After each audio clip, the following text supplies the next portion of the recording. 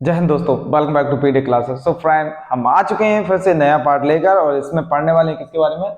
Animal cell के बारे में। सो फ्रेंड, बिना देरी किए हुए हम स्टार्ट करते हैं अपने वीडियो को एनिमल सेल के बारे में। देखो, जैसा कि हम पिछली वीडियोस में पढ़ चुके हैं, हमने बैक्टीरिया के बारे में देखा। सो आई होप बैक्टीरिया के बारे में आपको एक आइडिया लग गया होगा आखिर ये है क्या, कैसे इसको उसके पार्ट्स क्या होते हैं, इसके कहाँ से ये डिवाइड होता है, तो हम सब लोग देख चुके हैं ये क्या है।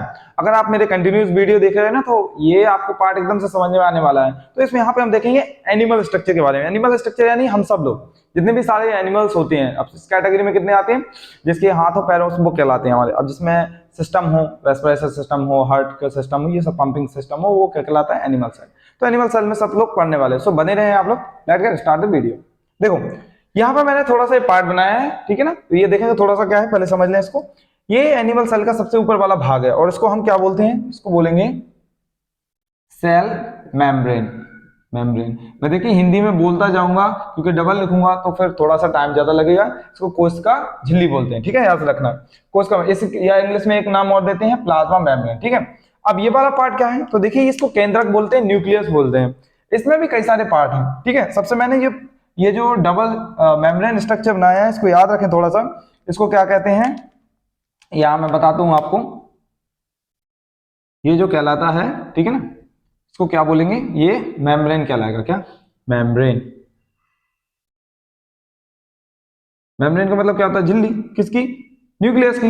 अब देखो आगे, ये हो गया। अब वो भी डबल है, देखिए 1 और 2। क्वेश्चन ये भी पूछता है कि एनिमल सेल में जो उसके ऊपर झिल्ली होती है, तो वो कितनी होती है? उसमें डबल होती है, सिंगल होती है, किस पे? तो आपको बताना है 2 होती है, ठीक है? याद रखना 1 और 2, इनर एंड आउटर। यहाँ पे आपको देखेंगे, यहाँ पर एक पॉइंट लाइक स्ट्रक्चर पाया जाता है, ठीक है? पॉइंट लाइक स्ट्रक्चर पाया जाता है और इसको क्या बोलते हैं? इसको याद रखना थोड़ा सा। इसको बोलते हैं न्यूक्लियोसोम। न्यूक्लियोसोम। क्या बोलेंगे? न्यूक्लियोसोम, ठीक है? तो याद रखना थोड़ा, न्यूक्लियोसोम बोलते हैं आखिर। अभी बताऊंगा क्या इसका यूज होता है। अभी जस्ट आप पार्ट बनाए, ठीक है? पार्ट के बारे में लिखें। अब यहाँ पे इसके बारे में देखिए थोड़ा सा। यहाँ पे कुछ द्रव भी पाया जाता है ऐसा, ठीक है? तो इसको क्या बोलेंगे? इसको ये थोड़ा सा बना लें। इसको बोलते हैं, ठीक है ना? यहाँ पे बना थोड़ा सा, क्या बोलेंगे इसको? न्यूक्लियोप्लाज्म। न्यूक्लियोप्लाज्म। अब मैं आपको थोड़ा सा एक आइडिया दे दूं। देखो, कभी भी प्लाज्म लिख के कहीं पे भी आ जाए, ठीक है? तो याद रखना, प्लाज्म कहीं पे भी लिख के आ जाए तो इसका मतलब होता है क्या? द्रव, ठीक है? जैसे साइटोप्लाज्म, साइटोप्लाज्म देखा ना, उसका मतलब क्या होता है? द्रव का होता है। तो यहाँ पे भी सेम वही मतलब। अब देखो, इसके अंदर बहुत मोस्ट इंपोर्टेंट पार्ट पाया जाता है जो आपको याद रखना है। ये थ्रेड लाइक स्ट्रक्चर, ऐसे धागे इसमें बिखरे रहते हैं, आपको ऐसा करना है। तो ये क्या है? तो थोड़ा इसके बारे में मैं बता दे रहा हूँ। ये कहलाता है, आपको याद रखना है, इसको क्या कहते हैं? Chromatin fibre. Chromatin fibre. Chromatin fibre का मतलब क्या होगा? क्रोमेटिन फाइबर मतलब जानते हैं? यानी ये कहने का मतलब है, ये क्रोमोजोम है, हिंदी में गुणसूत्र बोलते हैं। यहाँ पे क्या है? क्रोमोजोम है। और ये क्रोमोजोम किससे बना होगा? डीएनए, ठीक है? प्रोटीन से। तो मैं आगे आपको बताऊंगा, अभी आप रखें थोड़ा सा। ये क्रोमेटिन फाइबर है, क्रोमोजोम इसी के अंदर पाया जाता है, ठीक है? आप ये याद रख सकते हो इस तरीके से, ठीक है? अच्छी बात है। अब इतना सारा मिलाकर क्या क्या हमने बताया? हमने यहाँ पे देखा, ये क्या है? हमारी मेम्ब्रेन है, न्यूक्लियस मेम्ब्रेन बोलते हैं। तो यहाँ पे लिख सकते हो क्या? Nucleus membrane. Nucleus membrane. तो ये न्यूक्लियस मेम्ब्रेन होगी, वो भी डबल है। आगे देखा, ये क्या है? न्यूक्लियोसोम। न्यूक्लियोसोम हो गया। अब यहाँ पे अगला पार्ट, ये डॉट डॉट लाइक स्ट्रक्चर से हमें मैंने बताया था, ये क्या है? इसको क्या बोलते हैं? न्यूक्लियोप्लाज्म। अगला देखेंगे, जो मैंने थ्रेड लाइक स्ट्रक्चर बनाया है, धागेनुमा स्ट्रक्चर, इसको क्रोमेटिन फाइबर बोलते हैं। अब इन सब को मिलाकर क्या बोलेंगे? इन सबको मिलाकर बोलेंगे अपन न्यूक्लियस। क्या बोलेंगे? तो याद रखना है, क्या बोलेंगे? न्यूक्लियस, ठीक है? बात याद रहेगी आपको कि नहीं? समझ में आया? इन सारे पार्टों को मिलाकर न्यूक्लियस बोलते हैं। केंद्रक अकेला सिंगल ही नहीं होता है, उसमें कई सारे पार्ट होते हैं। यहाँ हम देख चुके हैं क्या क्या, हमने फिर से बताया मैंने। देखो, अगर आप वीडियो के साथ मेरे बिल्कुल भी स्किप मत करना, फिर आपको समझ में नहीं आने वाला है। क्योंकि ये जो पार्ट है, यही क्वेश्चन पूछता है एग्जामों में और फिर हमें बनता नहीं। क्योंकि हमें क्या रहता है? फास्ट ट्रैक चाहिए, जल्दी जल्दी। वो नहीं होने वाला है, समय उतना लगेगा ही। तो आपको पेशेंस बना के रखना है और साथ में पूरा वीडियो देखना है। देखिए यहाँ पर, तो ये पूरा पार्ट हो गया। अब आगे देखेंगे नेक्स्ट पार्ट के बारे में। तो ये था जो हमारा केंद्रक है, जिसको न्यूक्लियस बोलते हैं। ये इस टाइप से बना हुआ था। अब देखिए दूसरा पार्ट चलते हैं। अब यहाँ पे मैं आपको बता दूं जो हमारा केंद्रक रहता है इसको कैसा रहता है। अब इसमें थोड़ा सा आगे देखो आप लोग, यहाँ पे मैं बताने वाला हूँ अब जो है ये हमारा जो है यहाँ पर ऐसे लाइक स्ट्रक्चर पाया जाता है इस तरीके से, ठीक है, इस तरीके से। और इसको क्या बोलते हैं याद रखना है, ये होता है जो है यहाँ पर माइटोकॉन्ड्रिया, जिसके बारे में मैंने बात किया था, माइटोकॉन्ड्रिया, ठीक है, माइटोकॉन्ड्रियन लिखेंगे। अब ऐसा क्यों, माइटोकॉन्ड्रियन इसलिए लिखेंगे ये सिंगुलर है, ठीक है, अभी हम एक ही के बारे में पढ़ना है। माइटोकॉन्ड्रिया प्लूरल हो जाता है, सो आपको यहाँ माइंड याद रखना है। तो ये माइटोकॉन्ड्रिया क्या करते हैं, ये power house of the cell बोलते हैं इसको। पावर हाउस क्यों, क्योंकि ये एटीपी प्रोड्यूस करता है, एटीपी, एडिनोसाइन ट्राइफॉस्फेट, ठीक है, एटीपी के फॉर्म में प्रोड्यूस करता है, इसलिए इसको power house of the cell भी बोलते हैं, ठीक है, बिजली घर बोलते हैं हिंदी में। अब आगे देखेंगे, ये पार्ट हो गया, ये देख लिया हमने। अब नेक्स्ट देखने वाले हैं, यहाँ पे आप लोगों को ध्यान देना है, यहाँ पर इससे देखिए कुछ ज्वाइंट रहता है, ठीक है ना, पार्ट, तो आपको ज्वाइन करना है यहाँ पर इस तरीके से, like this, like this, like this, ऐसे इस तरीके से साथ में ड्रॉ करें, जब भी आपको समझ में आएगा। देखो मैं फिर से बता दूं आपको, ठीक है ना, तो बिल्कुल भी वीडियो स्किप मत करना, मैं फिर से कह रहा हूं, ठीक है ना। और फिर इस तरीके से लाइक दिस, लाइक दिस, ये अभी हमने बना तो लिया सर, ये है क्या, तो याद रखना थोड़ा सा, अभी पेशेंस रखें, सब पता चलेगा। इसके ऊपर कुछ स्ट्रक्चर्स पाए जाते हैं, आपको यहाँ याद रखना है, ऐसे डॉट डॉट लाइक स्ट्रक्चर, इस तरीके से। देखो मैंने ये दो कलर का क्यों बनाया, एक ब्लू बनाया एक ब्लैक बनाया, ऐसा क्यों, तो अभी पता चल जाएगा, थोड़ा सा वेट करें। देखो रीजन है उसका, ये जो मैंने इंटरनल पार्ट बनाया है, ये वाला पार्ट, इसको बोलते हैं क्या, रफ एंडोप्लाज्मिक रेटिकुलम। क्या, फिर से सुन लो, RER, यानी फिर से फुल फॉर्म ले लेंगे, रफ एंडोप्लाज्मिक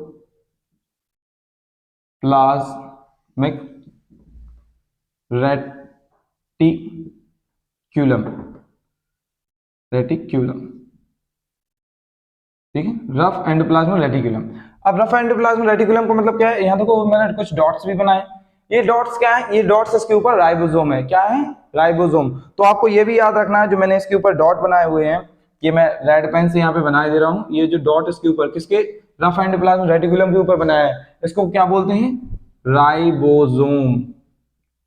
क्या है ये, राइबोसोम। और कितना एस राइबोसोम पाया जाता है, तो आपको याद रखना है, यहाँ पर मैंने बताया भी था पिछली वीडियोस में, 80S टाइप राइबोसोम, कितना, 80S टाइप राइबोसोम इसमें पाया जाता है। तो आई होप आपको पता चला होगा क्या है, एक बार फिर से सुन लें थोड़ा सा। मैंने जो बताया था आउटर मेम्ब्रेन ऑफ न्यूक्लियस है, न्यूक्लियस मेम्ब्रेन कहाँ है, ये है, तो ये बाहर वाला पार्ट, इससे जो कनेक्शन मैंने बनाया है, इसको ये पूरा जो बनाया एरिया, इसको एंडोप्लाज्मिक रेटिकुलम बोलते हैं, ER, ठीक है ना। याद रखना हिंदी में बोलते हैं अंतर्द्रवी जालिका, क्या, अंतर्द्रवी जालिका, तो याद रखो थोड़ा सा। तो इसको क्या है, ये मैंने जो पार्ट बनाया है, ये जो कनेक्ट है किससे, हमारा आउटर मेम्ब्रेन ऑफ न्यूक्लियस, इसको बोलते हैं रफ एंडोप्लाज्मिक रेटिकुलम। इसके ऊपर क्या डॉट डॉट जो मैंने बनाया है, ये क्या है, राइबोसोम है, और कितना, 80S राइबोसोम। ये किससे कनेक्ट है, न्यूक्लियस मेम्ब्रेन से। आगे देखो ये मैंने ब्लैक ब्लैक पार्ट बनाया है, ये भी क्या है, ये भी क्या है, एंडोप्लाज्मिक रेटिकुलम, बट कैसी, स्मूथ एंडोप्लाज्मिक रेटिकुलम, SER। तो इसको लिखो full form, smooth endoplasmic reticulum, टिक्यूलम, रेटिकुलम, ठीक है, रेटिकुलम, एंडोप्लाज्मिक रेटिकुलम लिखना है, ठीक है, एंडोप्लाज्मिक रेटिकुलम। अब ये ऐसा क्यों है, अब थोड़ा सा यहाँ पे देख लो, बहुत ज्यादा क्वेश्चंस यहीं पे पुट अप होने लगते हैं, मैं यहीं पे बता देता हूँ। वो पूछेगा SER जो होता है, स्मूथ एंडोप्लाज्मिक रेटिकुलम, क्या इस पे राइबोसोम पाए जाते हैं, बिल्कुल नहीं पाए जाते हैं, देख लीजिए आप, यहाँ मैंने बनाया है। और दूसरा क्वेश्चन पूछेगा ये किससे कनेक्ट रहता है, क्या ये न्यूक्लियस मेम्ब्रेन से कनेक्ट रहता है, केंद्रक जो होता है उससे कनेक्ट रहता है, नहीं, ये रहता है किससे, सेल मेम्ब्रेन से। देखिए आप, सेल मेम्ब्रेन से ये कनेक्ट है कि नहीं, सेल मेम्ब्रेन से, कोशिका जो झिल्ली उससे कनेक्ट है। तो ऐसा भी क्वेश्चन पूछ सकता है, आप माइंड में फिर से बता दें, SER जो होता है स्मूथ एंडोप्लाज्मिक रेटिकुलम, जो किससे कनेक्ट रहता है, ये कनेक्ट रहता है किससे, हमारा सेल मेम्ब्रेन से। वहीं रफ एंडोप्लाज्मिक रेटिकुलम रहता है, ये किससे कनेक्ट रहता है, हमारा न्यूक्लियस मेम्ब्रेन से। और इसी के ऊपर क्या पाया जाता है, राइबोसोम, वो भी 80S, सॉरी, ठीक है, माइंड रखोगे, याद रहने वाला है आपको। अब देखो और भी क्वेश्चंस कैसे पुट अप होंगे, मैं आपको यहीं पे बताता जाता हूँ। ये इसको स्मूथ है, इसको रफ क्यों बोला गया है, जैसे कि मैंने बताया, आप सपोज मान लीजिए कोई चिकनी चीज ले लीजिए। सपोज आपके पास मान लीजिए कोई ट्यूब है या फिर आपके पास कोई चीज है जो चिकनी टाइप की है यानी कि स्मूथ टाइप की है, उसके ऊपर क्या करिए, ग्लू लगाइए। उसके ऊपर ग्लू लगाने के बाद क्या करेंगे आप, उसके ऊपर सैंड लगा दीजिए। सैंड लगाएंगे तो वो चिपक जाएगी। अब जब आप उस पर हाथ फेरेंगे तो कैसे रफ सी महसूस होगी। सेम इसी वे पे ये होता है। एंडोप्लाज्म रेटिकुलम पहले स्मूथ रहती है, इसके ऊपर राइबोसोम आ जाते हैं तो ये रफ जैसी यानी कि रफ कैसी लगती है, खुदरी टाइप की लगती है, तो इसलिए इसको रफ बोला गया है राइबोसोम की वजह से। अब यहाँ पे इसको स्मूथ क्यों बोला गया, क्योंकि इस पे राइबोसोम है नहीं, तो ये कहता है। अब यहीं पे एक बात और सुन लें, ठीक है, सबसे इंपॉर्टेंट बात बताने वाला हूं। जो आरईआर होता है, यहीं पे लिखते हैं साथ में मेरे, आरईआर होता है, ये रिस्पॉन्सिबल है किसके लिए, रेस्पॉन्सिबल किसके लिए, ये आपको याद रखना है, किसके लिए है ये responsible, for production of protein. क्यों प्रोडक्शन ऑफ प्रोटीन में ऐसा क्यों बोल रहा हूं, क्योंकि इसके पास राइबोसोम है। अब जब राइबोसोम है तो क्या करेगा आपको मालूम ही होगा। अब जब राइबोसोम है तो प्रोड्यूस करेगा क्या, प्रोटीन, ठीक है। और फिर ये स्मूथ एंडोप्लाज्म रेटिकुलम क्या करता है, ये प्रोड्यूस करता है, ये रिस्पॉन्सिबल रहता है किसके लिए, सीक्रेट करता है क्या, लिपिड। देखो लिख लेना, साथ में लिखते जाएं, या इसी को फैट बोलते हैं। हमारी बॉडी में फैट कहां से बनता है, तो आप बता सकते हो, या लिपिड कहां से बनता है, स्मूथ एंडोप्लाज्म रेटिकुलम रिस्पॉन्सिबल है किसके लिए, फैट बनाने के लिए। और वहीं पे जो हमारा रफ एंडोप्लाज्म रेटिकुलम है रिस्पॉन्सिबल है किसके लिए, प्रोटीन बनाने के लिए। तो आई होप आपको थोड़ा सा आइडिया लग गया होगा, क्योंकि इसलिए तो इसको प्रोटीन फैक्ट्री बोलते हैं राइबोसोम को, राइबोसोम इसके ऊपर पाया जाता है, इसलिए तो ये रिस्पॉन्सिबल है प्रोटीन के लिए, ठीक है ना। आगे देखो, आगे देखने वाले हैं, और ये थोड़े थोड़े पार्ट बनाते जाएं, धीरे धीरे अच्छे से हम कंप्लीट बनने वाले। पेशेंस रखें, देखो वीडियो थोड़ा लेंथी होता है क्योंकि हम यहाँ पे पूरा पार्ट पढ़ रहे हैं, तो उसका बरी मत करिएगा, ठीक है ना। आगे देखो, अब यहाँ पे कुछ पार्ट्स पाए जाते हैं ऐसे राउंड राउंड, ठीक है, इस तरीके से, ये क्या है, ठीक है ना। तो इसको थोड़ा सा देखेंगे, और इसमें डॉट डॉट भी लगा सकते हो आप लोग चाहो तो, इस तरीके से डॉट डॉट, ठीक है ना। ये क्या है, इसको देखेंगे आप, ये है लाइसोसोम,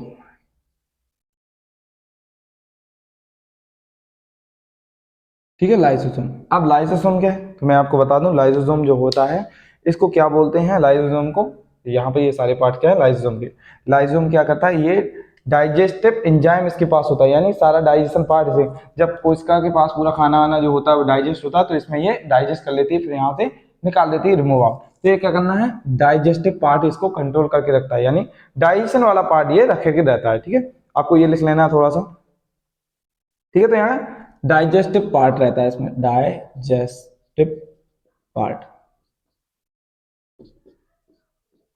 माइंड रखोगे, ये भी हमारा वही है, लाइसोसोम ही है, ठीक है। तो बार बार नहीं लिखना है, यहीं पे एक पार्ट लिखना है, आराम से बनाना है। आगे देखो, अब मोस्ट इंपोर्टेंट चीज में जाना है, मैं यहाँ से थोड़ा सा इसको रफ करूंगा, ठीक है, ये वाला पार्ट रफ करूंगा। अब देखो, यहाँ पे जो पाया जाता है आपको बता दूं मैं, इसको थोड़ा सा शिफ्ट करना है यहाँ पे, ठीक है ऐसे। अब यहाँ पे देखिए थोड़ा सा पार्ट पाया जाता है, इसको हम बोलते हैं क्या, इस तरीके से आप अच्छे से बनाएंगे, एडजस्ट करिएगा, ठीक है।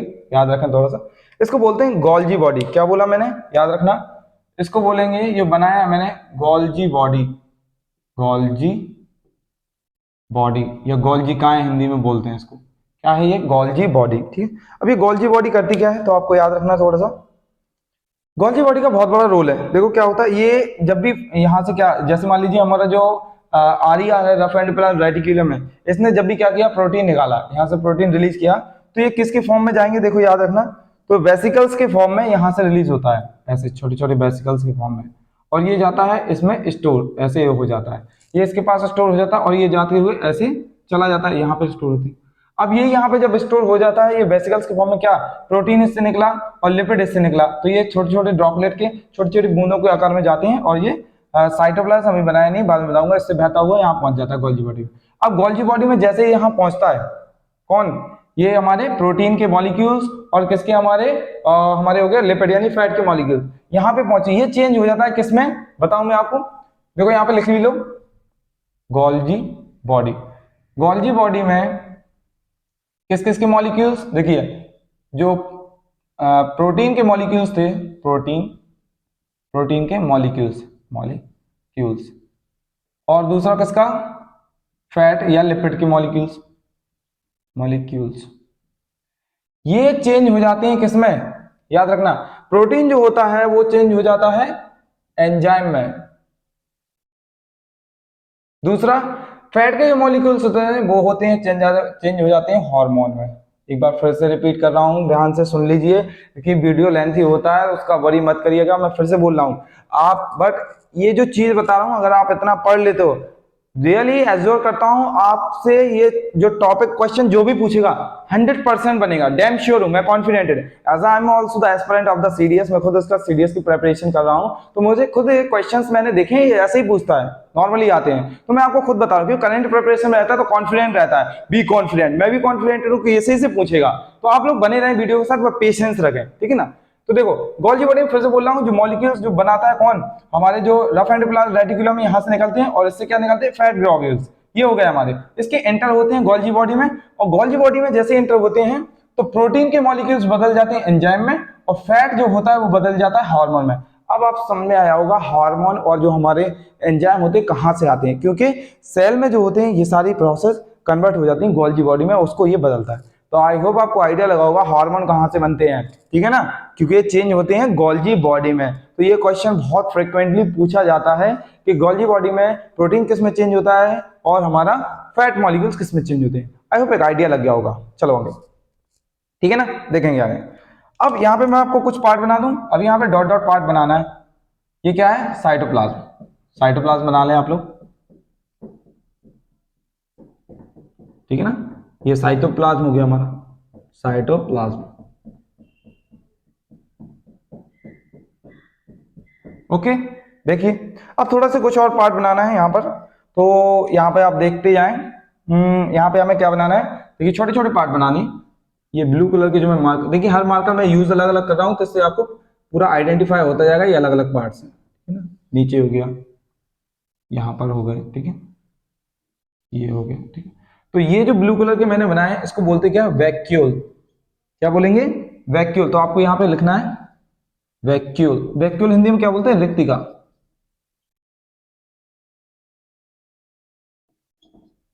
वैक्यूल। ये क्या कहते हैं, देखिए कुछ नहीं, बबल्स हैं हमारी बॉडी में, ये बबल्स होते हैं और ये यहाँ इर्द गिर्द घूमते रहते हैं, इसमें कुछ नहीं होता है, इसमें लाइक सेप पार्ट होता है, थोड़ा सा मिनरल्स वगैरह भरा होता है, और कुछ नहीं होता है इसमें, ठीक है ना, ये इतना याद रखेंगे आप लोग। चलिए अब थोड़ा सा जो था हमारा सेल के बारे में थोड़ा सा और मुझे बताना है, बट यहाँ पे जगह तो नहीं है, लेकिन मैं हम और डिस्क को थोड़ा सा एडजस्ट करते हैं, बन जाएगा। यहाँ पे याद रखना है थोड़ा सी, इसको मैं एडजस्ट करूंगा, यहाँ पे लाइक दिस पार्ट पाया जाता है ऐसे, 1 2 3 4 5 6 7 8 9, जो मैंने ये पार्ट बनाया है यहाँ पे थोड़ा सा आपको एडजस्ट करना है, और इसको बोलते हैं क्या, सेंट्रोसोम, क्या बोलेंगे, सेंट्रोसोम बोलेंगे, क्या बोलेंगे, सेंट्रोसोम, सेंट्रोसोम। अब सेंट्रोसोम का भी काफी इंपॉर्टेंट फंक्शन है, ठीक है, तो ये आप लोग नोट कर सकते हैं। और एक बार मैं आपको फिर से थोड़ा सा इसके बारे में ओवरव्यू दे देता हूँ, एक बार फिर से रिपीट कर देता हूँ, नहीं तो आप सोचेंगे क्या सर ने इतना ज्यादा मतलब बहुत ज्यादा भर दिया, हमने शुरू से बनाया है एक एक पार्ट, आई होप आपको आइडिया लगा होगा। यहाँ पे फिर से देखो, देखिए सबसे पहले हमने पढ़ा किसके बारे में, सेल मेम्ब्रेन के बारे में, जो सेल मेम्ब्रेन यहाँ पे हम लोग देख चुके हैं, ठीक है, सेल मेम्ब्रेन के बारे में हमने देखा, और उसके आगे देखा हमने क्या, फिर हमने क्या, न्यूक्लियस के बारे में देखा, न्यूक्लियस जो है डबल मेम्ब्रेन से बना हुआ है, ठीक है ना, फिर हमने देखा ये न्यूक्लियोसोम, जो न्यूक्लियोसोम है, न्यूक्लियोसोम ही ऐसा पार्ट है सबसे पहले डिवाइड होता है, ठीक है, न्यूक्लियोसोम अगर दो सेल बननी है तो पहले न्यूक्लियोसोम ही डिवाइड होता है न्यूक्लियस से, और ये हेल्प कौन करता है, सेंट्रोसोम, सेंट्रोसोम कहता है न्यूक्लियोसोम को डिवाइड होने में, तो इसलिए मैंने जो सेंट्रोसोम है इसके ऊपर ही जस्ट बनाया हुआ है। आगे देखो, फिर मैंने यहाँ इसके अंदर क्या बनाया है, न्यूक्लियोसोम के बाद बनाया हमने क्या, न्यूक्लियोप्लाज्म, ये जो ड्रॉप भरा हुआ है, फिर हमने क्रोमेटिन फाइबर, क्रोमेटिन फाइबर क्या है, थोड़ा सा आप लोग लिख सकते हो, chromatin fibre, chromatin fibre, chromatin fibre क्या है, कुछ नहीं है, इसके अंदर क्रोमोसोम होता है, क्रोमोसोम, और क्रोमोसोम होता है वो क्या है, डीएनए और प्रोटीन होता है, ठीक है, तो ये आप लोग नोट कर सकते हो, इसको भी अच्छे से, जितने पॉइंट बता रहा हूं आपको नोट करते जाएं, साथ में पूरा लेक्चर सुनो। क्रोमेटिन फाइबर क्या है, क्रोमेटिन फाइबर क्रोमोसोम है, क्रोमोसोम क्या किससे बना होता है, डीएनए और प्रोटीन से। अब कौन सा, ये हम आगे पार्ट पढ़ेंगे, अभी थोड़ा सा आप पेशेंस बना के रखें।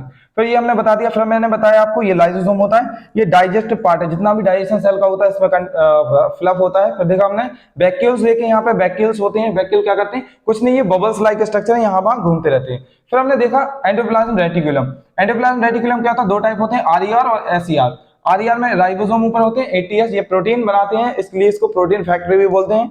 ये एसईआर है, स्मूथ एंडोप्लाज्म रेटिकुलम, जो कनेक्ट करती है किससे, प्लाज्मा मेम्ब्रेन से। फिर हमने देखा Golgi body. Golgi body responsible रहती है किसके लिए, यहाँ पे आके पूरे जो मॉलिक्यूल्स होते हैं यहाँ स्टोर हो जाते हैं, प्रोटीन के और फैट के। प्रोटीन वो है एंजाइम में कन्वर्ट हो जाता है, और जो हमारा फैट है वो हार्मोन में कन्वर्ट हो जाता है। ये है हमारा क्या, माइटोकॉन्ड्रिया। माइटोकॉन्ड्रिया क्या करता है, हमारा एटीपी प्रोड्यूस करता है। सो ये थी हमारा पूरा स्ट्रक्चर, पूरा सेल का, स्पेशली एनिमल का। आई होप आपको एंजॉय, मजा आया होगा। आपने जो हम लोगों ने यहाँ पे पढ़ा है, मैंने फुल कोशिश की आपको समझाने का। और अगर इससे रिलेटेड कोई डाउट है, कोई क्वेरी है, कोई रह जाता है, तो मुझे कमेंट सेक्शन में जरूर बताएं। और कीप कंटिन्यू, कीप लर्निंग। और अगर आपको वीडियो अच्छा लगा हो तो लाइक सब्सक्राइब जरूर करें। ओके, जय हिंद।